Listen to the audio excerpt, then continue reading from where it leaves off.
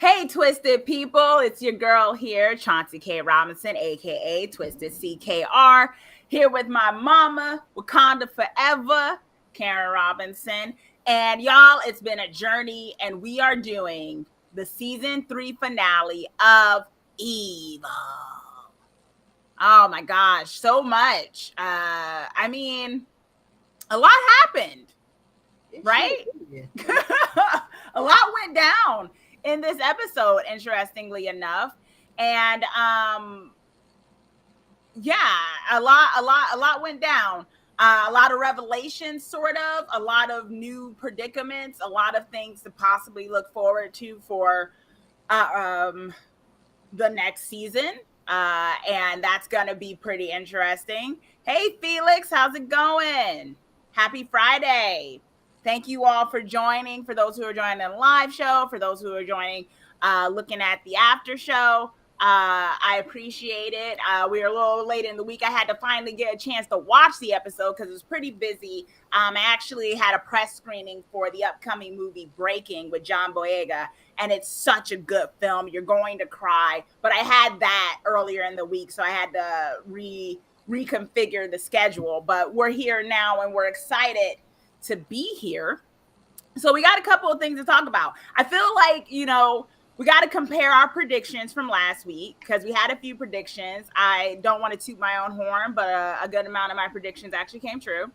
And so we got to talk about that. We got to talk about the episode overall and what it means going forward if some things changes. And I think we have to talk about some of the things that happened in this episode and whether or not they made sense, and the sense we have to make from this episode and what's going to happen. I felt like it was a little bit more of a demure episode than last episode, like in terms of like last episode was like everything was going on. This episode was a little bit more subtle, not so much action, but a lot of revelations. I almost felt like things moved quickly, but I was okay with things moving quickly. So we're going to talk about our grades for this episode, what we thought overall, whether it was a good season finale or not. And then, let's talk about, what actually happened and what that means for season 4, which we know we're getting. It was announced at San Diego Comic-Con. We know we're getting a season 4, which is really good because had this ended and we weren't, I would have been like, really? We got to get a season 4. Hey, MH, thank you so much. And thank you for watching. Y'all make this show worth it, to do it, to have this community around us. Michael is saying Evil dies tonight, taking a bite from... He keeps chanting it in the in the chat from Halloween in terms of Evil. Yes, thank you, Michael. His favorite hostesses. It better be your favorite hostesses. Okay, so let's get into it. First and foremost, and y'all let us know from the chat. Let us know in the chat. She's up past her bedtime, y'all. It's 9:00 over in Jersey, and she's rocking with us because that's how she does. She rocks with us even in the late night past her bedtime. Right? She's a party animal. She's up past 9 p.m. Woo! Hey, Josh, how's it going? Happy Friday. All right, so okay, so let's talk about the grades. So what grade would you give this episode, Ma? And let us know in the chat, y'all, what grade would you give this season finale? I say B plus. B plus, okay. Why? Why not an A? Why not in the A range? No, I give it a B plus because it kind of disappointed. They didn't ask to me. I mean, here's somebody got killed. Y'all didn't ask her, describe the guy. Did you ever seen him before? I mean, it was not asking these questions. They just, well, we can't tell because she's illegal in the state. Okay, I understand that, but you could have asked this woman, describe this man. You got killed. He just killed 2 priests. So was that your main thing as to why it was? Yeah, that was that part, and that was the only one because everything else just fell in in the place, but wait a minute. And I was disappointed when. Now, what make them think somebody did? And when Cheryl erased the thing. Okay, we're gonna get into that, but overall, your reason for the lower grade is what I'm getting from what you're saying is that you just felt like certain things weren't the Right. best storytelling choices. Right. They didn't come. Okay. They didn't. They didn't do that right. And I know they. Okay. And then they brought the little funny guy back. I mean, the other priest back. Kurt. He took. Yeah. Oh, Ignatius, Father Ignatius. And I was right in my prediction on that, but we'll get into that. Felix is saying A minus. Andy's return was a bit, is that all there is? Okay. Josh is saying A minus as well. Michael's saying, I've seen 20 minutes of season 3 and I'd give it an A. Yes, yes. I had him watch the other one with it. Josh is saying he loved this season. Okay, well, I'm gonna go with an A minus, maybe a B plus. I'm kind of on the borderline, mainly because I felt like I saw the potential of everything they were setting up, and I'm really excited for the things they were setting up and the fact that certain things finally got a move on. So I think that's why it eventually rounded out to being like an A minus for me, like in the A range. But I can also totally understand why, because of certain storytelling choices, it would be a B plus. Had they not hinted at the bigger things going on and everything, I probably would have actually given it a B minus. It actually jumped a whole grade for me because I saw the potential of the setup that they were going into with the last like 10 minutes of the episode. Before that, there were a lot of things that I was just like, okay, why didn't they just do that in the beginning? Things like that. Just why I was just like, well, why not? Why all that just to get this, kind of a deal. So it was kind of like, are we just drawing out? And I will also say, and we'll talk about it with Leland. I mean, I'm a little tired of Leland at this point. And with the twist, I enjoyed the twist, but I was also kind of like, man, really? Like, that's going to be a whole thing next season, So I kind of felt, I felt some type of way about that with the thing. But like I said, in the last 10 or so minutes, when they really kind of just gave you a show of what, like, things are real, like there's no one going back now in terms of the stuff set in motion, I was like, okay, I peep it. I peep what they were building up to this season. And overall, lady, what would you give this whole season? What grade would you give the whole season? Hey, Josh, how's it going? Josh saying, I enjoyed the overall season. They felt more focused and fixed their issue of not addressing things they set up. Exactly. And I think that's why the grade jumped for me, because it jumped up to the A because of the fact that I saw them touching on stuff that was there and being like, okay, we're setting up something. All this stuff was setting up stuff. It was callbacks to everything, But what overall grade would you give it, lady, for the whole season? A. I gave it an A. Yeah. An A because it was. Do you think this was a better season than season 2? Yes. In what way? I think it was better because they moved it along faster, and then some things just shocked the shit out of me for this all these season, But they did good. They shocked me in some of the episodes, and you wouldn't expect it. Like, I said, whoa. Yeah, there were definitely some of my favorite episodes of this show have been in this season, I have to say. I had some really high up ones in season 2, but I have to say some of my favorite episodes happened this season. In terms of the things they chose to do. Josh is saying, Leland has become too drawn out, a little sick. I'm a little sick of him. I definitely felt that, especially with the twist. I'm like, okay, so we're not getting rid of this guy anytime soon. I don't mind Leland, but I'm also just kind of confused on what is actually happening with him and what his end game is and what he's trying to do for himself. Like, what's he in it for? Just to spread hell on earth or what? And that's kind of the things that kind of make it so I have my issues with the show at times, because I feel like certain characters' motivations aren't made as clear. I don't need a villain monologue of this is why I'm doing this, ha ha ha. But I would like to feel like understanding what exactly they want in relation to themselves. And we haven't gotten that from Leland. We sort of got it in season 1 with him, but then it kind of veered from that. So it's like, okay, so what are you trying to do? What exactly is the end game here with you? You know what I mean? And that gets to be a bit like, okay, so what are you doing? So it's hard to kind of follow him in this because you don't know why he's doing certain things, really. Josh is saying for the season, I would say an A as well. Yeah, definitely an A for the overall season. Josh is saying, and yeah, exactly. He just be doing stuff for no reason. Yeah, it's just like if I knew what his actual plan was, I could be like, oh, okay, I get what his end goal is and why he chose to, like, for instance, go after Grace or his eminence. We don't really know exactly what his actual goal was this. Or why did he choose to have himself be the one that inseminated Kristen's egg? Like, I have no idea. Like, I don't know where he's going with any of this. Why is he trying to groom Lexus necessarily? Like, like what's the end game? Felix is saying, I give the season an A, good practical effects, and I like the After Effects Angel saying, yes, that really worked. And I'm really looking forward to where that goes with the Saint and all that stuff.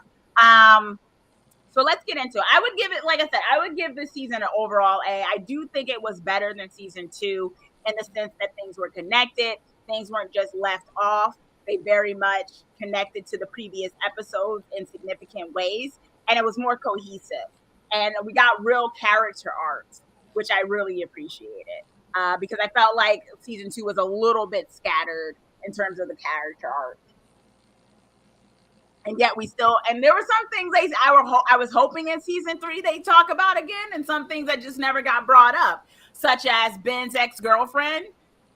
We never heard from her again, and we don't have any follow-up as to what that was really about. There's certain things that just never got follow-ups, but who knows? Maybe in season 4, we'll get a little bit more of that. John saying it's also interesting because I thought he was a low level. Yeah, I thought he was too. I don't know his rank. I don't know Leland's rank. So it's like, where is he in all of this? I think he is the head of a sigil. I think he has his own sigil. I just don't know how high up it is in the terms of ranking. And we'll talk about it. We'll talk about this whole egg thing when we get to it. So let's start into it. Let's get into some of the stuff that happened. The episode opened up with the aftermath of his eminence dying, which was very sad. And I thought it was good that they did that because I felt like we needed to feel the weight of losing this character and what that meant. So I appreciated that. And I was right in saying that they were probably going to bring Father Ignatius, the person he was in love with, as the person who was going to take over for his spot. And I kind of appreciate that. It kind of makes sense. He's a really good actor. We know him from Clueless, one of my favorite movies. He was the teacher in Clueless.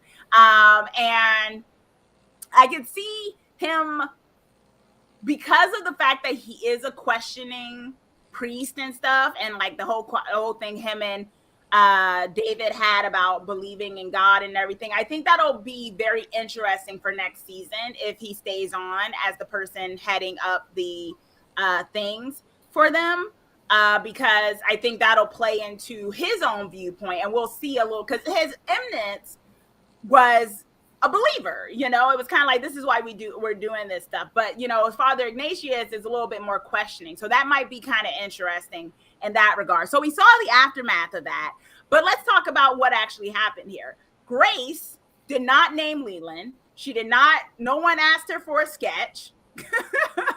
We didn't get no sketch. Seems like Leland got away scot-free for killing his eminence and supposedly trying to murder Grace. But what was confusing was that Grace was saying, I've never been so blind. It wasn't me he was after. It was his eminence, which was a little weird to me because I'm like, was he not after Grace?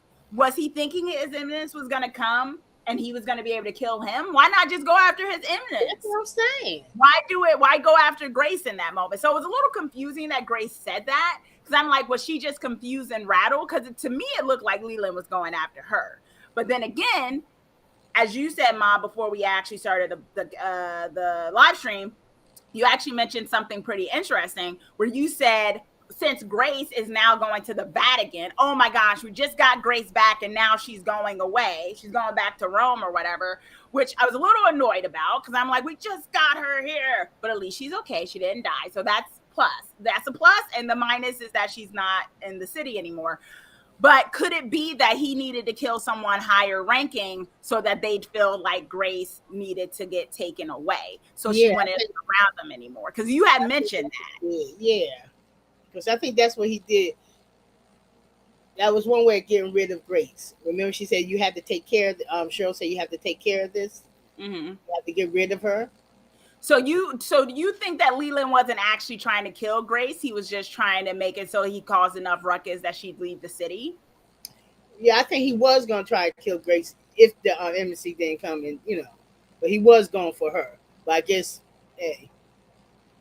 That's interesting. Because I'm just like, it seemed like he was going after her, but I mean, either way, he killed two birds with one stone and getting rid of his eminence and basically having Grace leave. Felix is pointing out Leland is the pig sigil. Yeah, I remember that. So he is a sigil. He is the head of something. We just didn't get a clear understanding of how high ranking the pig sigil is in the big picture of demon castles or whatever, right? But Joss is saying, I really like Father Ignatius too. He's a very different vibe from the last two they've had. Exactly. He's a little bit more, and it makes sense because of the actor. So he's kind of perfect for it, where he questions stuff. He still has his faith. He's still a priest, but it's also kind of like a practical thing of, well, what are we doing here? So, I like the fact that we have Father Ignatius now. I appreciate that, because I do think that's going to be an interesting dynamic with all of them. But I do wonder why Grace didn't give a viewpoint. I really thought at the end of... Draw a picture of Leland or something. Yeah, she's always drawing and she didn't draw anything. It was like, I really thought like at the end of episode 9, I told myself, oh, this is it. Leland's going to be exposed. Friends of the Vatican, the entity, are going to have to go after him because he's trying to get at Grace. He's showed his hand. Everyone's going to be on the up and up about it. And it just did not happen. And I was like, really? So he's going to get away with this? That's not going to be addressed? Okay. Why? Okay. I also didn't understand what he was doing with the blood. Now, you have a thought process that he put that blood in a pot and then he jerked off. That's what she thinks, y'all. Tell us what you think. I thought that's where the scene was going when he laid in bed, but I honestly just think he laid down. I honestly think that's what really happened. I just think he was very satisfied with himself of what he was able to pull off. But then again, I was confused as to what he pulled off. But you're thinking he pleasured himself to the fact that he killed somebody. You want to elaborate on that? Okay, put me on the spot here. Well, I mean, when he rang the blood, I'm looking, he's just doing his little dance and everything. And then when he laid in bed, then, next thing you just saw this smile. And then that's when I just thought, well, his hands went down, maybe he jerked off. That's all. I figured, he pledged himself, he was happy. Mm-hmm, mm-hmm. But then I'm still, like I said, that was my train of thought. That's where it went, y'all. I'm sorry. It went that way. I mean, it would make sense for a character like him for sure. But I didn't understand what was happening. He put the blood in a pot. Josh is really tickled by your assessment, Ma. I was tickled too. I was like, what? Sorry. My brain didn't go there, honestly. I just thought he was very pleased with himself. My brain was there, Josh is pointing out it was just too big of a situation for him to get away. I thought so too. I was just like, no one's gonna go after who this was. Like, this was Leland. He's pulling stuff. Now, it was also interesting that Grace pointed out to David, she was like, he's going to come for you. And she's talking about Leland. So we know she's talking about Leland. But why not point out, and this is what he looks like. Let me draw you a picture. I mean, she's always drawing pictures. Why not draw the picture of Leland? So he can be like, that's Leland. Nobody did ask that. It didn't seem like anyone was asking who killed who. And it was just like, Yeah. Definitely nothing was pointed out. And that was just really weird to me. I was like, are we not gonna dig into actually who killed him? Like, even David and them weren't being like, we got to find out who killed him, you Yeah. know? And they Now, just, that could be simply because they know it was Leland, but they felt like there was no way to prove it was Leland. But, you wait a minute, know, don't the church? No, they wouldn't have. I was gonna say, don't they have TV camera? I mean, cameras in there. I just thought they about should at this point. they should if they. But I'm surprised nobody say that either. But yeah, Now, you right. Felix is agreeing with you, Ma. He's saying Mom is correct as usual. Now, I don't know if as usual, but I don't know about that, Felix. But but okay, so Felix is in agreement with you that that's what Leland was doing. I just don't understand why he was so pleased with himself. He didn't kill Grace. So what is, He and got we that didn't blood. That was a lot of blood that he was wringing out his all. I'm like, okay, I know. But then the dagger he had, maybe it had all blood in it. I don't know. But he was maybe. really satisfied with what he was doing. Yeah, it was confusing to me. I'm gonna admit it. The whole thing was the aftermath was very confusing for me. The fact that no one tried to get Grace to describe who the person was, that no one seemed to be trying to follow up with who the person was, that didn't seem to be the main priority to try to figure out who would be trying to kill a priest. I mean, wouldn't that be something? Doesn't They the did call the entity know cops. everything? Well, they did call the cops, but then they needed to get Grace out because they Yeah, were saying it was her illegal. presence here is not still official. Yeah. So it was just kind of left open ended, which was weird to me because I feel like the entity is aware of Leland. They keep an eye on him. So how did they not figure, oh, he's starting to kill people, we should take him out? Why is no conversation like that happening? So that was one of the things that had me leaning towards this episode being a B minus a little bit, where I was like, okay, so we really not going to follow up about Leland? Are we really going to draw this out again? He's really going to get away with this again? Like, I don't mind having a villain that stays around for multiple seasons. Like, I watch casually. I'm not like, oh, I have to watch every new episode. I watch casually the show The Boys, right? And Homelander is by far to me the best villain I have ever seen. One of the best characters I've seen on television, and one of the best villains I've seen in a show.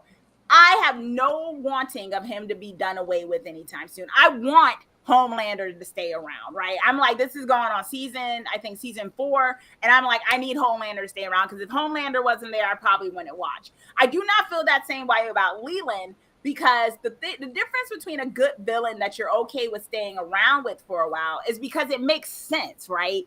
You got to make it make sense that they would keep without having to have us suspend our disbelief or just look the other way, that a character is going to be allowed to stick around like that and keep getting away with stuff, right? And I feel like one of the weakest parts of this show, and I say that relatively speaking because this show is superbly strong. It's so very strong. And this is only a minor thing to a certain degree. But one of the weakest parts of the show is the fact that they haven't done a very good job of justifying why Leland keeps getting away with everything and what his real thing is. Because I'm finding it hard to justify the fact that he keeps getting away with stuff and not really knowing what he really wants, you know? And yeah, I don't really get that. Josh is saying how they keep an eye on him but didn't see him coming, right? Like the entity watches Leland. They say, oh, we watch him, but you didn't see him about to do that. See that coming? But no Yeah. one too. What? Is that when the girls did what they did? Can we go on to that? We still go on to that one, right? We're gonna move on to that. Let me just see what people are saying first. Okay. When we get to Andy, I know what you're talking about. MH is saying, I'm thinking Leland has a thing for blood, and the Monsieur blood was stimulating to him. He had blood on his hands when all right. So you also, MH, you're thinking he did do that. All right, maybe he's got a thing for blood. See, my mind didn't go there. I just thought he seemed satisfied with himself, and I was like, okay, cool, I guess. All right, so I guess we're starting to lean towards him having pleasured himself with Monsieur's blood. Cool. Gotta love this show. But I I just, like I said, I think that's the weakest part of this show so far, because we have this consistent villain who are not really clear on what his goals are and what he's actually doing. And if you're going to make him the main villain, you got to be a little bit clearer about that. If every time something happens, all roads lead back to Leland, you know what I mean? Josh is saying, I think he wasn't supposed to be the villain for this long, because that happened in TV a lot, that the actor tests well, so they keep him around. Oh, okay. So you think he was supposed to be done with at some point? Maybe. Homelander is Batman's worst nightmare. Amanda Waller's reason for being. Yeah, I agree. He's such a great character. But they justify why he's still around. It makes sense why Homelander is still a villain. But they don't do that so well here on this show sometimes. Because oftentimes it feels like they don't know what they want to do with him, but he is constantly seems aimless. Yeah, that's what I'm saying. Like, it seems like maybe he became a fan favorite. He was, I'll admit, I was one of those people in season 1 with Leland where I was like, oh my gosh, I love Leland. But that was when I kind of figured what he was doing, because it seemed clearer in season 1.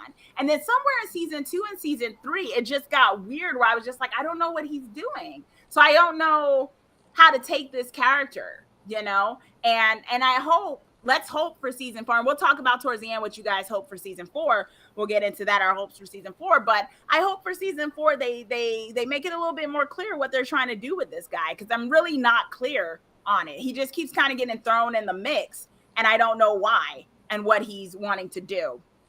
Okay, so let's go into Kristen's neighbor's house, right?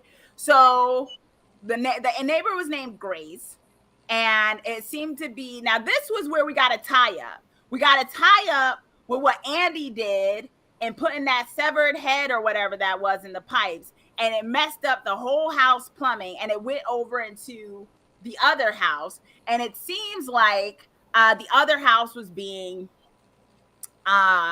infested. And then when David and them went to clear out that house, it got into the other, back into Kristen's house. And then we had Sister Andrea, who we haven't seen for so long, and I'm so happy that we got to see her. She basically went demon hunting, and I thought it was such a great sequence. And I love seeing all the, as Felix pointed out, the practical effects of the demons and stuff. And it was creepy. We got a little bit of a creep factor with it. What did you think of that whole sequence, Ma? That whole little thing of like the demons all infesting the building that Kristen and them stay in. Yeah, she was killing them. And the girls just looking. You don't see nothing, but you just see her hit it. Yeah. I said, oh, okay. She saw a lot of them too. And I said, wow. There were a lot of ugly ones. Yeah.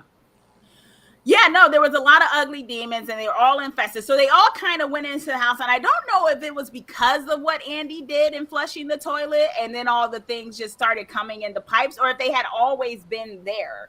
Maybe Cheryl had something to do with all those demons being there. But I thought it was really great, and I loved how the eldest daughter wants to be a nun now, or is thinking about being a nun. And I love that they've connected her and Sister Andrea to hang out, because Sister Andrea is like, you and I need to hang out more. I would love it if she ends up seeing demons and kind of helping Sister Andrea hunt the demons. That would be so cool in terms of where that storyline goes. And this is what I mean when I say my grade for the episode kept going up higher. Like from the beginning, it was like at a B-, but it kept going up higher once I saw that they were laying groundwork for other stuff. And I just thought that whole sequence was really great. I love that we're kind of getting a sense. And what do you think, Ma? I think the demons are real. I think what Sister Andrea sees is real. Yeah. I don't, it hasn't been totally established, but I think it's very clear that it's real. Does anyone think that it's not? Because I think it's real. Although they haven't given us anybody else that sees the kind of stuff that she sees, though. What do you think, lady? I think it's real. Even though, nobody else see it. But I know she see it. I guess, the woman ain't crazy. Mm-hmm. When she gave David that net, she said, you got a mosquito. Put the net over it. And it worked. The mosquito went away. Mm-hmm. And maybe part of it was just him putting his foot down. I mean, maybe the mosquito net was symbolic in that David just making the decision to say, no, really, enough of this. And so it wasn't able to infest him anymore. So that was a good tie up to that plot line for sure. And I'm glad it's not necessarily going into the next season. So he finally just kind of put his mind down and saying, I'm not doing this anymore. Ray, and talking about Leland and saying, I think he's so popular they got stuck, like what happened with Spike on Buffy. So they're going to have to do some sort of redemption arc slowly, like with Spike or Loki. It's got to be redeem or reset. I think it just has to be kill him off at some point. I don't think there's any redeeming Leland in this show, to be honest. But I see what you're saying, where a character comes around and then, they're a fan favorite and they weren't supposed to be around that long, but now you don't know what to do with them. I feel like it's the same thing that we had with The Walking Dead with, his name just went out of my head. He was created for the show and he became so popular that they kept him around, and now he's like the main guy. Now with Rick not being there for a while, but forgot his name. I don't know why it's been so long since I watched The Walking Dead, y'all. But he was actually he wasn't supposed to last, but he became popular. Josh is saying, I feel like maybe they don't know what to do with Leland. They are definitely dragging his storyline. Yeah, I don't know if they know what to do. I feel like, and it's not, the thing is, I don't think they need to work that hard. I think all they need to just say is tell us his plan. Not his like exact plan, but like, just tell us what he wants to do so we can have an idea what his goal is. Because the problem is we don't know this guy's goal. So we don't know what he's doing. One minute he's doing this, the next minute he's doing that. And it's like, just tell us what he wants. Is it world domination for himself? Is he trying to... Daryl.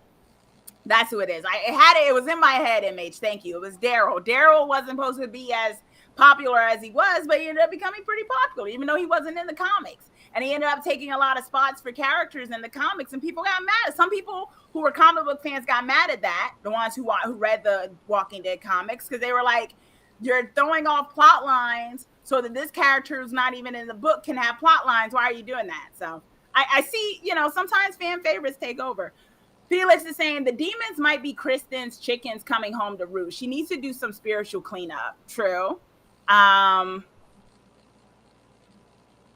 Yeah, so yeah, there's definitely I definitely think that the demons are real with Sister Andrea, and I'm glad that they're going to connect her with Kristen's daughter, because that will definitely spur some stuff, as we saw when her daughter came to her and said, I'm not totally sure I want to be a nun, but Kristen was like, heck no, you're not. She was like, Kristen was like, get a tattoo, all this other stuff, but don't come to me about joining a church. And I just thought that was funny. I'm like, of all the things. He did that. I go, wow. Yeah, I was like, of all the things to be upset about, I get it. Because she looks at the nunnery as like, patriarchal BS and things like that. But, her daughter has to go her own way too, just like Kristen goes her own way. So they're going to have to figure that out. So it'll be interesting if we have that particular daughter start hanging out with Sister Andrea. Once again, the daughters in this show are by far the best, some of the best kid characters I've seen on a show before. And like I said, I'm pretty biased because I tend not to like kids in shows. So I really appreciated their arcs this season for all of them. And speaking of which, we have to talk about the fact that Andy is alive. So that whole thing is connected, right?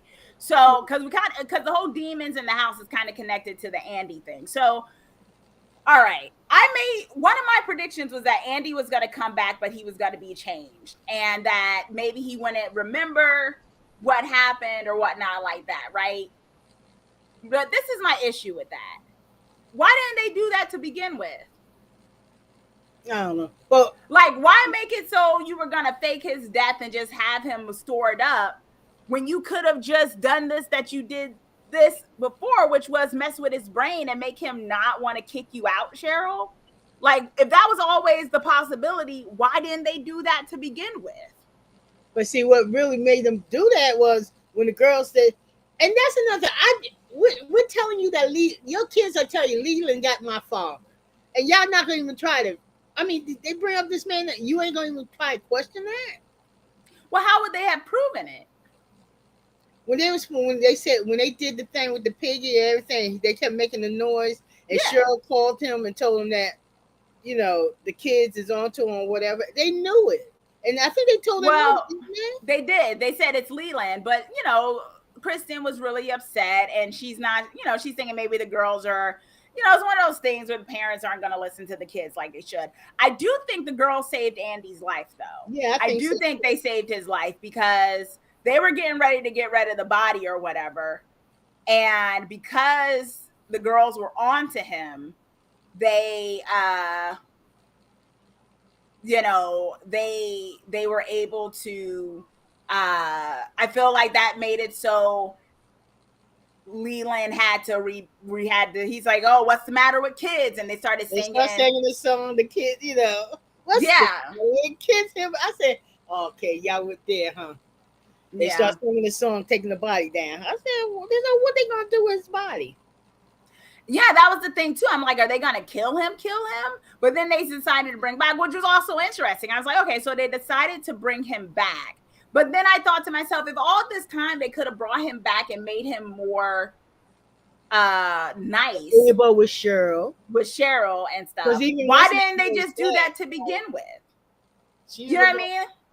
Yeah, that was the thing too. But why not do that to begin with? That was what threw me off. I'm like, if you could have done that to his brain and made him more nice and everything to her, why did you try to go through the whole thing of trying to to kill him off? Felix is pointing out we need some scenes of 14-year-old Kristen to explain what the heck is going on with her today. It would be good to get some background check, but we did get a little bit of Kristen talking about the thing of her parents divorcing and what that did to her. That may also, one could argue that actually might be why she's sticking with Andy, even though it's not working, right? Even though she's not in love with Andy anymore, although she does love Andy. We saw that today. We saw that in the episode. She loves Andy. She thought, oh my gosh, I thought I was going to lose Andy. You saw how she was keeping her distance from David when she was praying for Andy, which I understood why she was doing that, because it's like, can I really pray with the guy that I'm in love with, that my husband comes home? Like, I got that. They didn't have to even spell that out for me. I totally understood why she was keeping her distance from David during that. But when she saw that Andy was alive, she was very happy, and she was very happy for the girls. And then we saw her explain, like, when I was young, I prayed that my parents wouldn't divorce. And do you think, Ma, that has something to do with why she's very staunch on trying to hold on to Andy, even though it's very clear that she's fallen in love with another man? I can think on that one. Let us know, chat, if y'all agree with that. I see it that way? I really don't see it that. I don't know. I really never thought about. I never David and her. Sorry. You never what? I never thought about David and her. Well, I'm not telling you to think David or her. I'm just saying, why would she say I think we all can agree that her and Andy don't work. Well, we knew Andy and her, but when I'm asking you, do you think her issues as a child in divorce makes her make the decision now to stick with the situation, even though it's very clear that she's not liking that whole lifestyle? Yeah, I think she's doing it like that because if her parents got divorced, you're going to try to stay in your marriage and prove that you can have a successful marriage. Yeah. Ray is saying, I would love for season 4 of the series to be more global and see other spiritual figures and how they fight this fight. I would love to see this big picture of war and how humanity fights it. I think that would be cool, but I would worry that the show would get too convoluted and we'd have too many characters floating around. I kind of like the small cast that we have, but I definitely agree. I would love to see them go on traveling trips. Like, oh, we have this going on over in California. You should go over there. And then they get to have a weekend away, with the three of them kind of trying to figure stuff out or something. Or like you said, like Rome or something like that. That'd be pretty cool. But yeah, I think we got a little window into Kristen this episode with her fears, and it's a real weird position to be in too. I mean, one could argue maybe she had a little guilt because we remember last episode she even told Kurt in a session that she almost thinks it would be better or simpler if Andy didn't come home, and then she gets the news that Andy might have died. So that's kind of a lot to unpack, where it's like you thought this and then it might have happened and now you feel guilty. And that was probably why she didn't want to be around David, to be honest. Like, I can't be around a guy I'm into, like, why my husband might be dead. I kind of understood where that was coming from. But I love how smart the girls are. I really appreciated how smart they are. And I thought that was really good that they made it so that the girls figured it out. Why the girls, I kind of am confused as to why the girls was really sure that it was Leland, though, which is interesting. Like, why did they know it was Leland? I mean, I think they've decided that Leland's evil, but it's like for them to be thinking he's trying to break up their family. No, because I guess when she was on the thing with him, and what's they said, "Mom, don't hang up with him or whatever." Then she said she was gonna try what's the girl name, the young daughter name. What's the young Sarah? Yeah. Is Sarah the one that was that? Which one is Leland trying to get? Lexus when she did it, and she started hearing the noise and everything. But when she was doing that, and that beeper sound was from they knew it was Leland thing, and they said where you are. Well, that was a good one. I like how they did that. I liked it too. I was like, oh, the girls are on to him. They're smart, and I love that they're not making them susceptible. And they told Andy. But that's another thing. The little girl told Ben. Told Ben that Leland got our father, whatever. Yeah. And Ben, first of all, Ben was listening because he looked like. I thought Ben was going to figure something out. I thought Ben was going to do some type of like tracking or something like that. But then Andy showed up. And I was like, oh, there's Andy. All right. But then Andy he can't remember anything. Or whatever. I don't even know how they figured they were going to pull that off because even before Andy came home, Kristen was looking up avalanches. Yeah, sorry, my cat's right, and didn't see any. When did she get suspicious anyway? I just don't think they thought that out. For people who are like demons of like big like sigils and all that, how could they not figure that it should have been something else they should have said if she wasn't going to be able to find out where the avalanche happened, especially if it was a big one? You know what I mean? Like, it just seems weird that they went that route. She called the friend and said, I don't see nothing, I haven't heard anything. And I'm like, did they not think she would try to do that? Like, the body, try to maybe go out and look for him, herself. That was another reason why I was like, for every plus that I gave of the episode, I had to take away a little bit of a minus. Because I'm like, that just didn't make sense that they didn't really think that through of him dying in an avalanche. And Kristen not trying to figure out why that was. Hi, Pato. Say hi to the people. Mwah. She always wants to be included when I'm talking, right? You want everyone to know what mommy's doing.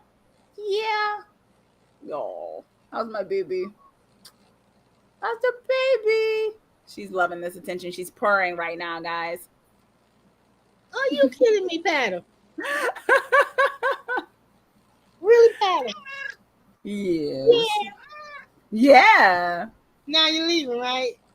No, she's right here. Okay, so Andy's back. Did you think they were gonna kill him off, Ma? I was hoping not. No, I was hoping not that they wasn't gonna go there. Because when Grace said he'll be back home Thursday, I said, well, okay, he's gonna stay. He's gonna be alive. I thought it was gonna go one or two ways. Yeah, I was trying to figure out how was that gonna happen.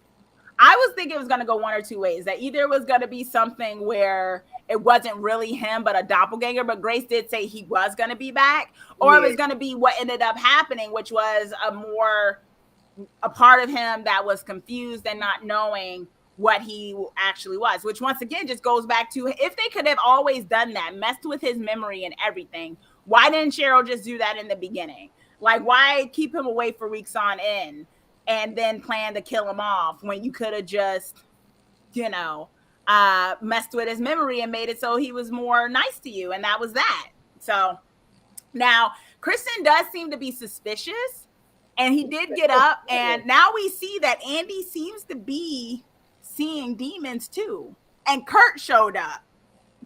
So somehow Kurt was in the house. Yeah, I mean, how you getting? I was so confused. I loved it though, but I was like, Kurt was like, "It's beautiful," isn't it? I'm like, "What is Kurt doing here? How is everybody getting in this house?" But like, what we see is now, whether or not that was symbolic or not, it does seem like Andy can see demons now. Now, what he's going to do about that, and whether or not he's going to tell Kristen what he's going through. One could argue he may just think that he's going crazy and he doesn't bring it up to Kristen. Knowing their relationship, he probably won't be honest about that, and he probably will just act like everything's fine until he can't act like everything is fine. But I could see that happening. And this is what someone else had brought up. I'm not sure. I can't remember who on the last stream. Thank you, Felix. She is a pretty kitty. If people were saying that maybe Andy would come back, and since he'd be in the know about stuff, he'd be a little bit more of an active participant. I still don't want him to be an active participant. I like my main three. I like Ben, David, and Kristen as my main three. I don't need Andy being in on stuff. But I do think it's an interesting twist they've come up with of him seeing the demons. One could argue this might actually be the final nail in the coffin for that relationship, because if he can sense that this stuff is real and everything, he might not be able to handle it, you know? Like, it's very clear that he's not okay, right? Like, they did something to his brain, and that kind of messed him up. And I'm not saying he's going to go crazy, but I mean, that's a lot for someone to take on. You know, all of a sudden you're seeing demons and a demon baby, right? So we'll make our predictions about Andy next season, but I don't know if it's looking too good for him with what they did to him. Although I would love for Cheryl and them to kind of explain it so we know for sure what they did to him. But yeah. So speaking of demon baby, Yasmin, our new character Yasmin, just shows up at the end of the episode after being MIA, and she says, "Oh, I'm sorry, the egg was not completely gone." So it means we were kind of on a red herring. Yeah, we got a red herring that wasn't really Kristen's baby, which is ridiculous to me, why that was even a thing. But Yasmin tells us that the egg was delivered somewhere else, and then we find out that it was delivered to Cheryl's job, and that new assistant she has was impregnated by Leland with Kristen's egg. Da-da-dum. What did you think about that? Let us know, chat, and after replay, what did y'all think about that? I've got mixed feelings about that soap opera twist. What did you think? You watch soap operas, lady. Did you feel like it was very soap opera-y? Yeah. I mean, when he came in, I figured somebody else was going to be a D. Said, "Well, I know it's too late for me to be a father, but I'm going to be a father now." And then he looks at Kristen and is like, "We're going to be parents." Yeah, I said, "Ooh." I said, "Now, Kristen, you usually smack people. I would have just went over there. You took him before like that, threw him up against something. I would have threw him up against something right then." I think that assistant needs to take a nice little tumble down the stairs. Maybe Kristen can mistakenly trip her. Oh, what do you mean, my? Oh, no more baby. But this is once again, Pato. Stop, Pato. What is wrong with Pato? She sat on the thing and messed up. Let me see. Y'all still see me, right? I still see you. Okay. Stop it.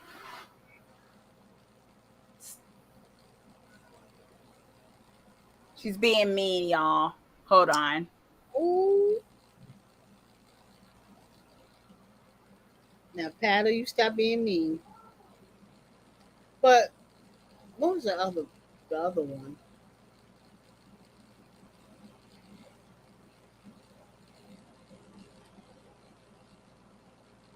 So which saint was that for David? I think that was the Saint, the Lamb, or something, right? And she said 38 days. 38 days, woe to Babylon. Yeah. Then when I said what that 38 days woes Babylon. Yeah. No, that was pretty interesting. I felt like, okay, before we get to that, I just felt like the thing with Leland and the baby thing, I didn't care for it. I just felt like it was too weird of a twist. Once again, it's one of those things where if now one could think maybe because they're not sure that Lexus is for sure the heir that they thought they were, that they Mm-hmm. think they need another one of Kristen's eggs to do that. Then the question then comes, what's so special about Kristen's eggs? You know what I mean? Like that's what starts to get weird about it. Is it about Lexus or is it particularly about Kristen and her eggs and her? You know what I mean? Because this is where I get confused at. Because I'm like, okay, Leland was trying to get close to Lexus because they thought Lexus could be the heir to another sigil, to a very high-ranking sigil. But maybe they decided that Lexus isn't the heir and that they needed to do something else so that they now think that it is this new egg. But I just don't understand why they would let Leland be the one to impress. Like, what is that about? If that's going to be a high-ranking heir to another sigil, that's not Leland's. And I Maybe think it it was might. it. Yeah, I wonder if it's another one of those things where it's like one of those things to just kind of insert Leland in again. You know what I mean? What do you think? Do you think it's one of those things to just insert him in again? Well, when they first met, didn't Leland say that he was going to try to get Kristen anyway in the first episode or whatever? Yeah. He was trying to get her anyway, but and he knew about the eggs that she was searching for, so they knew where the eggs was going. He knew where they was. Mm-hmm. Because he, like you said, he had the lady that was in, the head of it. He had her on the table. I wonder what happened to her. They never showed nothing about her either. Yeah. And they ain't talk no more about the situation with that. But since they made Leland the father, that we're gonna have a baby. Boy, that's gonna be a good one coming next month. Right?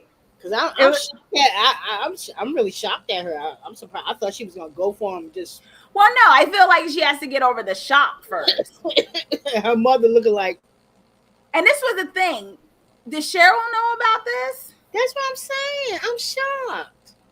And then when she said, "What you doing here?" and then I work here, and you're like, You work here at DF.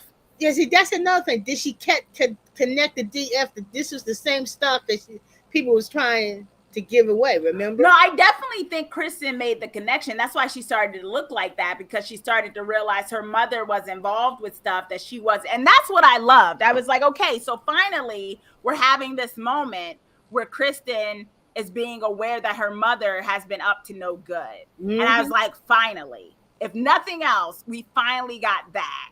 So I was happy about that we finally at least got that going, which was good to finally see. Hold on, I'm just going to test and make sure people are in. It says people are in there. Just want to make sure I can see it. Okay, testing. Okay, it is there. Okay, I was just making sure because something weird happened on Mellencamp where it's saying as though I just started the live, but on YouTube I'm still live. So I just wanted to make sure the stream was still okay. Okay. Cats messing up the tech. But we love them. We love the cats. So I don't know if I like that or not. I feel like it's a way to shoehorn Leland back into the thick of things, but I just don't see how that's going to keep going. I'm just a little, you know what I mean? Hey, Sabetty, how's it going? No worries, no worries. I'm late by 3 days here. Usually it's on a Tuesday or Wednesday, right? Yeah. But we made it. We made it here on a Friday, and I'm so glad that you were able to join us. We were talking about the Leland reveal, the soap opera reveal of Leland inseminating Kristen's egg.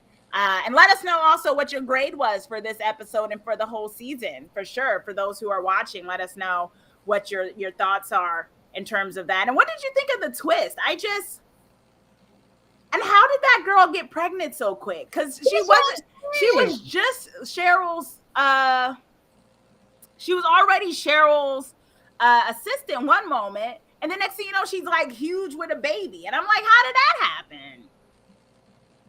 Well, hey, when they show, well, look, if that's that same baby that's coming out of her that they had in that crib, oh, that's an ugly baby. I feel like that's a manifestation of what the baby soul is supposed to be like, maybe. Yeah, ugly. Not necessarily what the baby's gonna look like, but still. Yeah, well, okay. I just felt like it was out of nowhere for me. I was just like, why is he trying to have, is it Kristen? Like that, so that's where my question comes in. I'm like, is it Kristen's eggs that are the one that's important, or is it Lex's?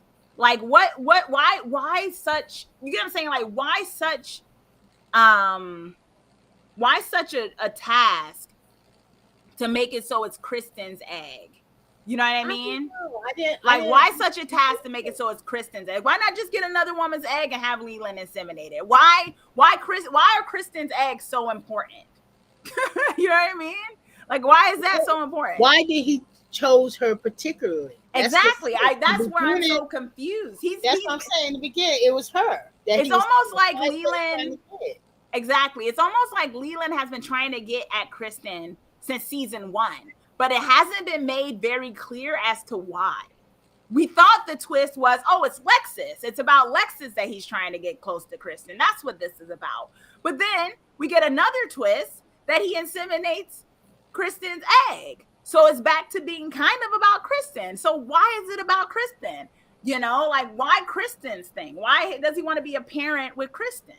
That's what was really confusing to me. Yeah. I was like, is it about Lexus or is it about Kristen? Is Kristen some kind of special source that they haven't revealed yet? You know? Sabetty is saying A- for the episode. And maybe the assistant has been pregnant all along, but definitely Sophie. Yes, that she has been pregnant. But you know what's so weird is that if she was pregnant all along, when Leland first met her, he even asked, he's like, who are you? Remember when she was first, when Cheryl fired the girl that Leland put there and put her there, and she was like, who are you? And she's like, I'm the assistant, who are you? And then all of a sudden she's pregnant with Leland's baby. When did that happen? How many months has this been going? Like, what are we doing? You know, I'm not, like I said, I'm not mad about it. I'm just more like, I hope it's explained a bit more why that decision was made. And if it's really about Kristen's eggs and who Kristen is, I would like them to kind of explain that.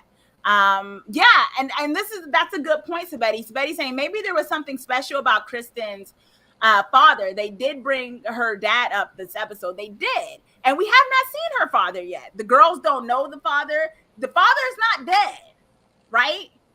The dad's not dead. They just got divorced. So where's the dad at in Kristen's life? Who is the dad? I really never thought about that. I really, when did they bring up the father? Maybe I missed that part. She brought up the parents last. She was like, well, my parents got a divorce. And then previously, because I had asked the question where I thought Kristen's dad was dead. And that's why, but it was just that, like, she talked, like Cheryl just brought up, oh, you've always had an issue since me and your father me and your father divorced. They never once brought up the father being dead. So the father's still alive. So who is the dad that Kristen is such a pivotal role for Leland? You know what I'm saying?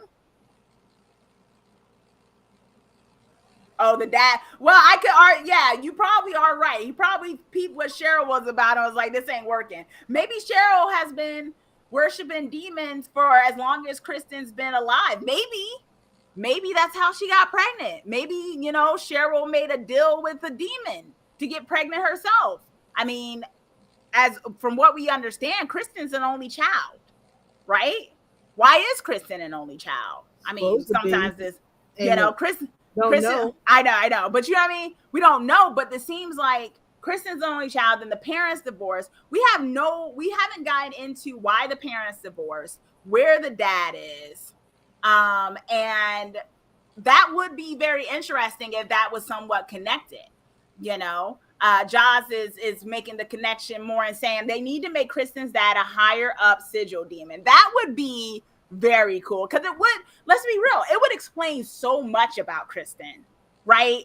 Because she's a loose cannon sometimes. She's Yes, capable of murder. She'd be on some other stuff. It would make a lot of sense, especially if Cheryl seemingly has always kind of been into the dark arts. Like she told Leland, you don't know who you're dealing with. So it seems like Cheryl has always kind of been into the dark arts. So there could be some connection with who Kristen really is and who her father is, right? So I could definitely see that them going into that, because they've got to explain why it's Kristen's egg that Leland keeps trying to get at. I thought it was Lex's, but now it's like he wanted Kristen's egg. Why the big deal about having Kristen's egg, you know, for the next coming? What's that about, you know? So is she going to take Dim to court? I guess she could. She could say, no, I definitely don't want this man raising my child. I definitely, do y'all see that? What do you think, Ma? I think she's got to take Leland to court. She's going to take Dim to court. Because how else would that make sense? Like, I'd be like, I do not want my child, or technically my kid, being raised by someone who I think is a murderer, even though she can't prove it. But it's like, that can't be legal, right? That can't be legal. So she got to do something. So I'm trying to figure out how to. I just can't wait till before get in here, because I want to see how that her whole expression was like. And then seeing her mom, because this is the thing too. Did Kristen even know that her mom was still in contact with Leland? I feel like she felt like, I feel like Kristen thought that Cheryl was done with Leland. So she's going to have to answer a lot of stuff. That's probably why Cheryl wanted Kristen to stay inside the office. But what did she think she was going to do? Just sit there and not see what was going on? And it looks like Leland wanted her to see and saying, we're going to be parents. And it's like, I think on some level, Leland really is intimidated by Kristen. So, and we saw that in season 2 and in the beginning of season 3, where he wants to stick it to her, because in some level, he's kind of, I mean, it was kind of hinted at season 2. He's kind of turned on by Kristen because of the way she basically goes at him. And I think maybe that has something to do with him specifically pointing her out, but there has to be more to the plan than that, right? Ray is asking, what if Kristen was in part given birth by a demon, and that makes her offspring such better quality for a demon to possess? Maybe. I mean, this is why we have to go into Kristen's past. Somewhere the father has to make an appearance at this point. Like, I feel like they can't just have the dad just not be around. They have to address this at this point. Never talk about their grandfather. I mean, no. Wouldn't do the girls even know their grandfather? That's what I'm saying. So that's something they're going to have to talk about. Wait a minute. Andy don't have no parents? I guess Andy has parents. Maybe they don't live around them. Yeah, but when the parents might be in another state. Yeah, but I don't care when you were asking about, I'm going to tell his mother. They didn't once say, how much explain to his mother what happened or anything. Or how we're going to get like a funeral together. Who do we call? They never asked about Andy's family. Let's just be honest. There were a few glaring omissions, but then again, were any of us really caring about Andy's family? Not really. I didn't really care, so I don't think I needed it, but I get what you're saying. Like, isn't there anyone else to contact? This man is missing. I mean, and then you don't question the guy that called you to tell, well, we had an avalanche, and you didn't even go back to that either. Yeah, it was very weird. And it's just one of those things. But I also kind of understand that Christian's just so happy that he's back. So she's just like, I'm not questioning a miracle. I made a prayer, even though now she's grappling with what that prayer means and taking her kids back to Go to church. church. And I'm She like, no, no, no. You reneged. made a promise, girl. Oh, I said you renege. You can't renege with God. I mean, plenty do, but Yeah, but even David said that he said you don't want to go because he told I yeah. kind of made a promise. Yeah, But exactly. wait, what got me when he told Kristen, "Will you just leave?" And she's looking at him like, Oh, that was so great. And speaking of that, let's talk about David's situation a little bit, right? The wonderful David. Of course, you'd be tempted by this man, ladies, and men, and anybody could be tempted by this handsome guy. Now, yeah, definitely, Sabeti. Now they're besties, and I think that's where Kristen was very much like something's "Yeah," not because right. like, How she's are y'all besties right now? What just happened here? And yeah, now because I think this is going to draw it more when she, and seeing where her mom works and stuff, she may start to question, what else aren't you telling me? What's going on here? yes. And it might be hard for Kristen to wrap her mind around what exactly Cheryl's been up to if she ever finds out. See So how Kirk David, is growing. go ahead, Mom, what'd you say? She's looking at Kirk funny now, like, Right? what's wrong Like, with what's going on? And Kurt showed up in this episode just randomly saying it's beautiful. It is. And so it seems like Kurt, unfortunately, y'all, it looks like Kurt has gone over to the dark Yeah, I side. think so too. I think Hopefully he it's comes dark back side. around, but it looks like we've lost Kurt for a little bit. I'm a little sad about that. I hope Sister Andrea can knock some sense into him. But Yeah, then I we hope saw so too. David go on his journey. Yeah, Grace had to go back to the Vatican, which I wasn't too happy about, but I love that she told him, keep doing what you're doing. He's going to come for you next. Because I feel like David, I love the plot line. I love the story arc they're going with him. He's a powerful character. He really is. He has faith. He's human. And it's very much shaping up that David's going to be a very pivotal figure in the fight against good versus evil. I think so Um, too. yeah, and I love that that's kind of been something that's been a subtle build that we're getting to. MH makes a good point that Christian's bloodline might be demonic. Very much. We don't know what Cheryl's been up to. So I could see that. I could definitely see you having a point there, MH. So David, we saw last episode, he became a pivotal part to the entity. They start listening to him now. He's ranking up there. He's getting up there. And now he was praying. He put the net on. He got rid of his little mosquito demon, evil Kristen, as we were calling her. And he got a vision. And it was that saint. She's not an angel, it's a saint. That was a saint, That was a right? saint. Okay. That was a saint. And the saint told him 38 days, woe to Babylon. Now, let's get a little biblical here. Remind me, Ma, what was Babylon in the Bible? Now you're gonna make your mom feel bad about the Bible. Well, the city of Babylon, right? It was was it the holy city? Because it wasn't sodomy. Babylon Babylon. was the one they destroyed. Yeah. But it Uh, said, woe to Babylon. 38 days. That's what I was trying to figure when she said that. I said 38 days. I said, is that Babylon is a symbol. The Bible describes her, it's actually a woman, I guess. I thought it was a place. The Bible describes her as a woman and a great prostitute. What does Babylon represent? So Babylon represents the corporate global rebellion, final beast, before God that is destroyed at the very end of this present evil age. So it's in Revelation 17. Babylon symbolizes the great harlot. She is named Mystery Babylon the Great. She is the epitome of false religion.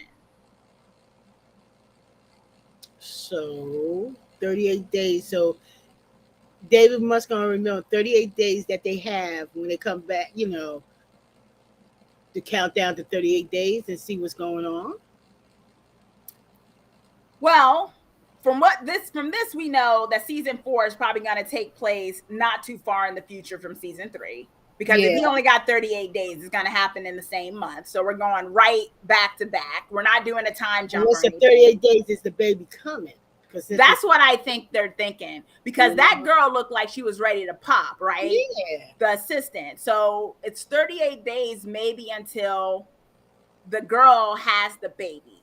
And MH is saying, now I'm getting Rosemary Baby vibe, right? Rosemary Baby. There's definitely something pivotal about the baby. But what we see is the idea of Babylon. But also, Babylon was the capital city of the ancient Babylonian Empire, which itself is a term referring to either of two separate empires in the Mesopotamian area in antiquity. And we got to get a little deep. Whoever knows what they know, jump in here, because we're getting theological here. Into this. And so it's interesting, because we know the city of Babylon is a real city, and that's what I immediately went to, like, oh, Babylon, so they must be the city of New York or something like that, right? Because the Babylon was a place, it was an empire, and it had some success in what it did. So the main source of the information about Babylon, excavation at the site itself, references in cuneiform text found elsewhere in Mesopotamia, and references in the Bible, descriptions in other classical writings. So the biblical narrative in the book of Genesis, Babylon, is described as founded by Nimrod, along with Uruk, Akkad, and perhaps Canaan, all of them in Shinar, right? So another story is given in Genesis 11, which describes that a united human race speaking one language migrating to Shinar to establish a city and tower, the Tower of Babylon.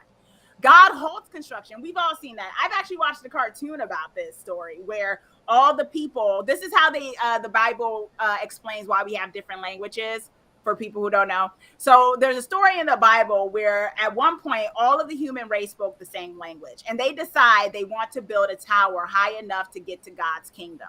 And so they all work together because they all can speak the same language. So they all are united and they work together to build the tower. So God doesn't like this. He's like, how dare you think you can build a tower to get as high as me? So what he does, he topples the tower, and then he basically creates different languages so that everyone isn't necessarily united. And they have to get over that obstacle to be united again, the obstacle of language.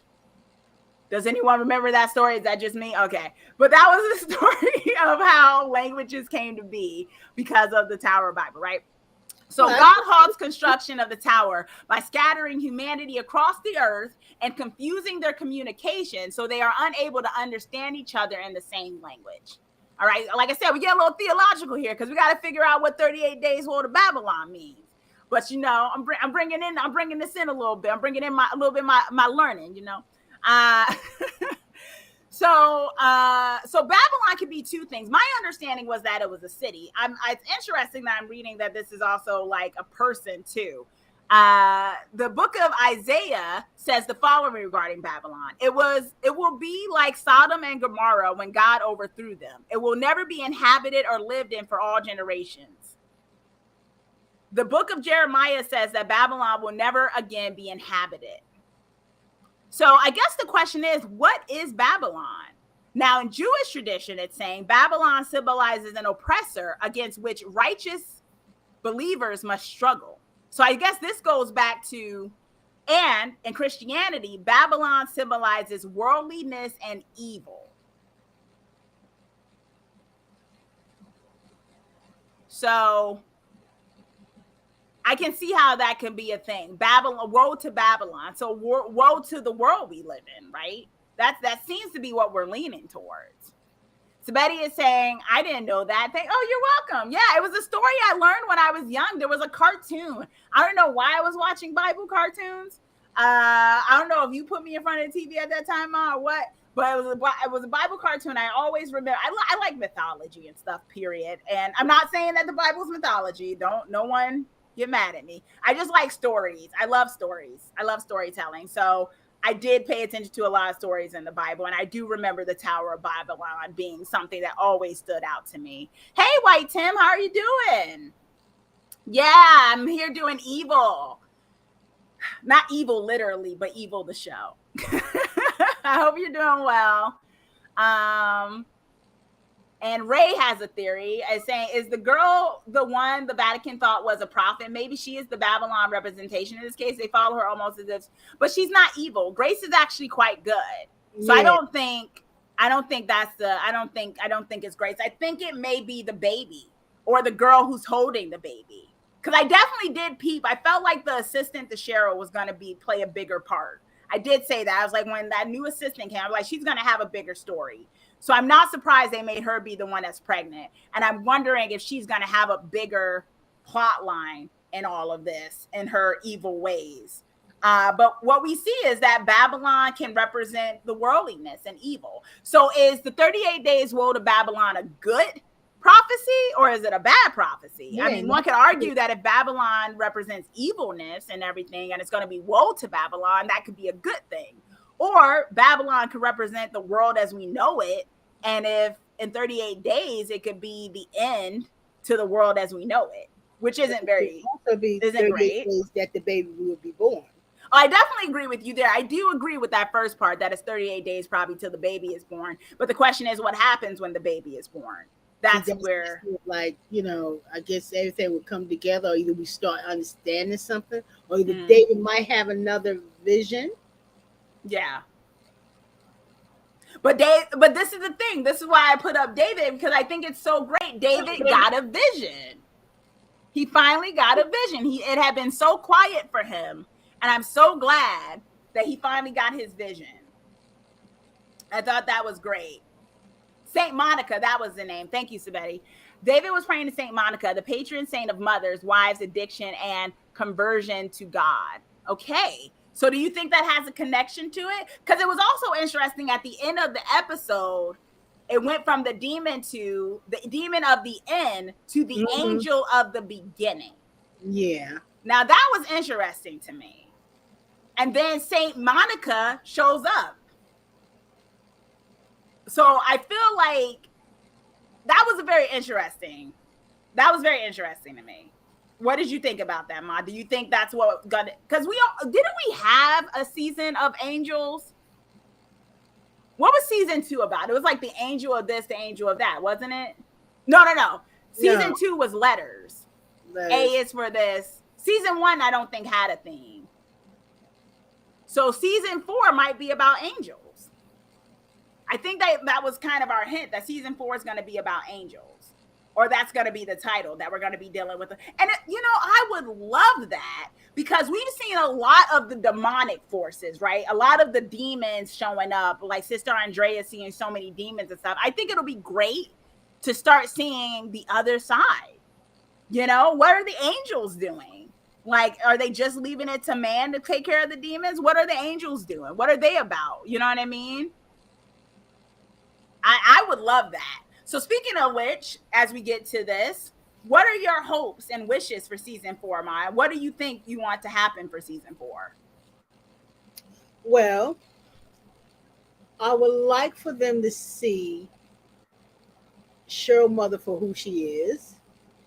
And I like Christian to see the whole picture of what's going on with her mother. I like David to really start thinking that Leland is a threat, and really is a threat, and see him as he is. And I'm hoping that everything about this baby come out and Cheryl do kill it. So you don't want the baby to be born? No. Okay, so that's what you. Okay. That's a radical opinion. All right. Ray is saying the whore of Babylon was so dangerous because she fooled so many people who were devout, much like the Antichrist is supposed to fool the world as a savior as he rushes us down the road to oblivion. Interesting. Okay. Some people think the Antichrist is already here. Yeah, that's Trump. I hate to say that. I was trying to be more subtle about it, but okay. So Betty is saying Saint Monica. Oh, yeah. Saint Monica was the mother of Saint Augustine. She prayed for his conversion for 17 years. So you would also pray to her to help you have patience. Ah, okay. So that makes sense. I love that they did that then.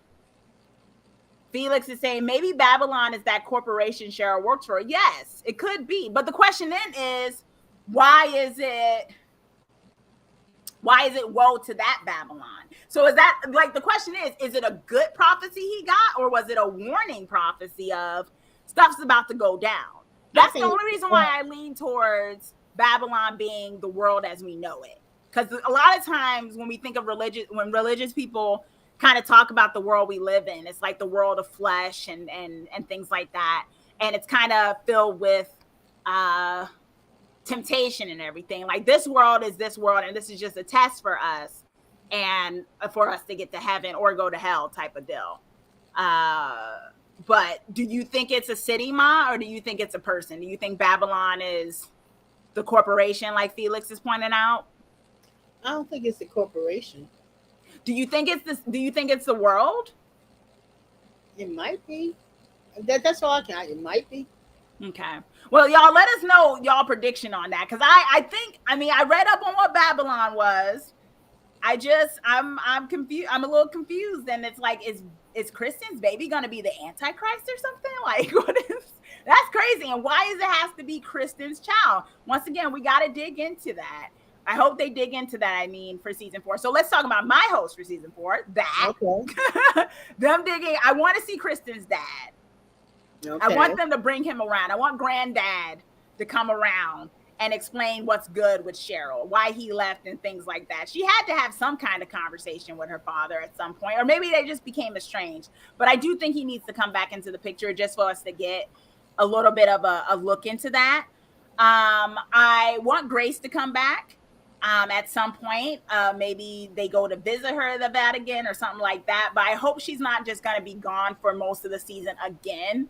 But I understand why they couldn't keep her around. Like I said last episode, she would kind of be almost too powerful in the sense that she gets all those premonitions. So maybe that's why they needed to kind of get her off screen in that regard. And those are kind of my main things. I want to see what's going to go on with Andy too, but I'm still rooting for Kristen and David at some point, but I just don't see it happening for at least another 2 to 3 seasons, because I think they have to deal with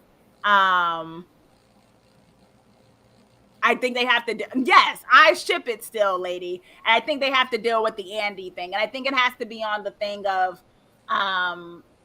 Kristen just knowing they don't work. Her and Andy don't work. So Betty is saying, I think Babylon is the world, but there's someone leading everyone toward it. Yes, I agree. Ray is giving us a Charmed reference and saying, Mama Chauncey, question. Do you put Leland in the Tomb of Chaos? He has proven to be very chaotic. Do you release the Perfecti? Yes, I put him in. That's a Charmed. For those who don't watch Charmed, that's a Charmed reference. And yes, we would put him into he is definitely a chaotic creature. We don't know what he wants necessarily. But yeah, that's kind of what I want for the next season. I want to get deeper into why Kristen is such a pivotal part in all this. What has been Leland's thing in having her going after her mom, going after her daughter, and now trying to inseminate her egg? Like, what is it about Kristen that Leland feels like she has to be part of all of this? And I think they kind of really have to explain that at some point, because it's becoming too coincidental. You know what I mean? Aw, thank you, Will. And thank you for the $20 from Will Thomas. Hey, Chauncey and Miss Robinson. Just to drive by and shout out, Miss Watching. Yeah, I'm going to start Twitch again. I know I keep saying that, but I'm coming back to Twitch. I don't know if you'll like it, Will, because I might be playing Sims. I don't know if you watch. I don't even know if you play Sims, Will, but I may be playing some Sims and some other, and then horror games too. But thank you so much. Let's give a shout out, a clap to Will. Thank you so much for the $20 super chat. I appreciate you, and I do miss y'all on Twitch for sure. It's just been so busy, and like I definitely wanted to do Evil, so that's why I'm on here. But yeah, I definitely want to hang out on Twitch with y'all for sure. Thank you, Will. Appreciate you. Miss y'all. So Betty is saying, I want more Sister Andrea next year. More scenes between her and Kristen. I agree. I think that would be good. Although I don't know how much Kristen's gonna like Sister Andrea talking to her daughter about being a nun. That'll be interesting. Felix is saying, for season 4, I want flashbacks to Kristen's youth, Leland's motives explained, and a battle between Leland and Cheryl, and the baby being taken away from Leland and being raised in a covenant in Rome. Yeah, I think that'd be the perfect thing. If somehow the entity gets a hold of the baby and takes the baby away. Because I don't necessarily want the baby to be around, because I just think that would be very distracting for everybody. But something needs to happen where maybe the baby gets born and then it's taken to the covenant, like you said, Felix. I think that's a kind of a perfect little bow tie to that. So now it's still around, but it's not so, it doesn't weigh down on the whole season 4. So I definitely agree with that. That's a good one. Those are some really great ones right there. Yeah, there's a lot to want. I mean, I'm very simple, because like I said, I thought this season was great. I thought it was an A. Some of my favorite episodes were this season, but I definitely think the weakest link right now in the show is that Leland, as Josh had pointed out, Leland seems aimless. And I think for him not to seem aimless, they have to be a little bit clearer about what he's about, because right now it's not very clear. And so if you're going to have him be, now if he was just a side villain, I wouldn't mind. The problem is he's in the thick of everything. And so it's like, if he's going to be in the thick of everything, you've got to make his motivations a bit more clear for the audience, or we don't know what to expect and what he wants. Which, that's what they want to do. Unexpected, they're just going to leave us there. Well, this is what we're going to do. But how long can they drag that out? It's been 3 years. Like, how long can they drag out us not knowing what he wants? 3 whole seasons? Well, like we said, we're looking forward to season 4. We'll see what's going on and how they're going to bring it. Hope they bring correct when they come back.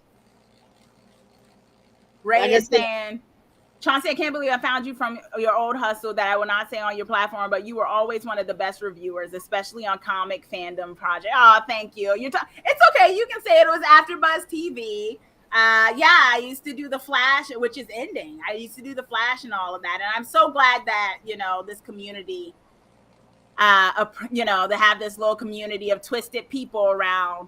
I appreciate y'all. I appreciate y'all for sure. But yeah, I don't know. I love this season. I think they got to fix. I think they have a Leland problem. Great season to me. I enjoyed it. Shocked the shit out of me, but I enjoyed it. Yeah, Saveti. Yeah, through AfterBuzz. I think they have a Leland problem, and it's not so much of a problem where I'm not advocating for the character to die off or get killed off. I like Leland as a character. I just need to know what he's about a bit more, and it hasn't been made clear, and I just don't know what they want. I don't need them to spell it out for us, because keep the mystery, but you're gonna have to be a little clearer, because some of his actions are just out of left ballpark and none of it makes sense, and it's distracting. It's distracting from everything else, and I think they got to do something about that. So, all right, y'all. Well, we did it. We got through Evil season 3. Thank you all for taking this journey with me and my mama. Next week we will be starting Sandman. Yes, you brought it up, Sabetty. We were going to start it this week, but I realized that it would have been double, and then I got once again, I actually went to a press screening this week. That's one of the reasons why the schedule got a little bit switched. I went to a press screening because that's my daytime job, guys. I'm a journalist. I'm a film and TV critic. I went to a press screening for the new John Boyega film, Breaking, based on a true story, and it is such a great, powerful film. It's coming out on August 26th. I will have a written review published next week for it, but it's something I highly recommend, and it brought me to tears. So I ended up I went to that press screening for that. So I highly recommend that movie. It's a very intense movie, but I definitely recommend that people watch it. It's Breaking. So that's what I was doing earlier this week, which is why the schedule got a little switched, because I had to go. It was an evening press screening. But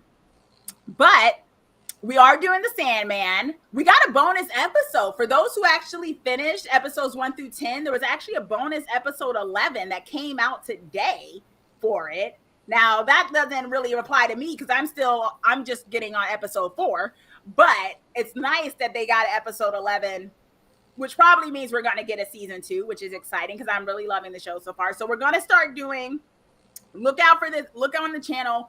I'm going to let y'all know what day. It's probably going to be the same day that we aim to do Evil, right? So most likely probably a Wednesday, next Wednesday. We're going to do episodes 1 through, we might do 1 through 4. Now that there's 11 episodes, we might need to do episodes 1 through 4 for the Sandman. And then that's going to be what we talk about next week. And then I'm thinking episodes 1 through 4, episodes 5 through 8, and then episodes 9 through 11, something like that.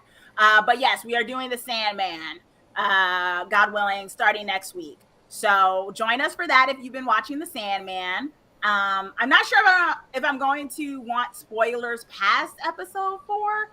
If you can talk about it without spoiling like too much of it, we can talk about other stuff that might happen. I know I'm talking to my mom when I say that, y'all, because she's ahead of me.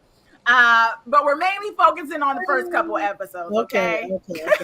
I got you. Yes, I was putting respect on Starfire's name. Hopefully season 4 of Titans will be great. Yeah, thank you, Sabetti. Thanks for hanging out with us. Yeah, they dropped an additional, it's a 2-parter. It's still episode 11, but it's a 2-part episode 11. So that's, it's 2 parts. So I guess it's 2 hours worth. So technically 11 and 12. So, but yeah, we're going to start the Sandman next week, y'all. I'm also going to check out She-Hulk.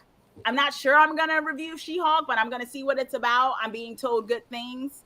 So I might see what it's about. I'm not sure if I want to cover She-Hulk, though. And I still haven't gotten around to American Horror Stories, but I do want to check it out. But yeah, Sandman for sure. All right. But yeah, y'all, thanks so much for hanging out with us. Thanks to my mama for staying up past her bedtime.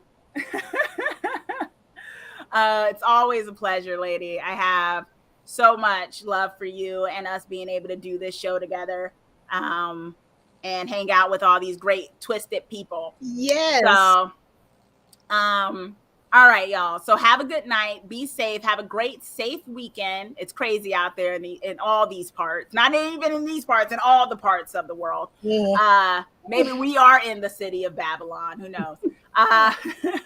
It's crazy. It's crazy. But yeah, stay safe out there, y'all. And yeah, talk to y'all next week if you want to chat about the Sandman. And hopefully I can start going back on. I'll have the energy to go back on Twitch next week too, probably on a Thursday. But yeah, until then, talk to you next week, guys. Stay safe. Stay safe.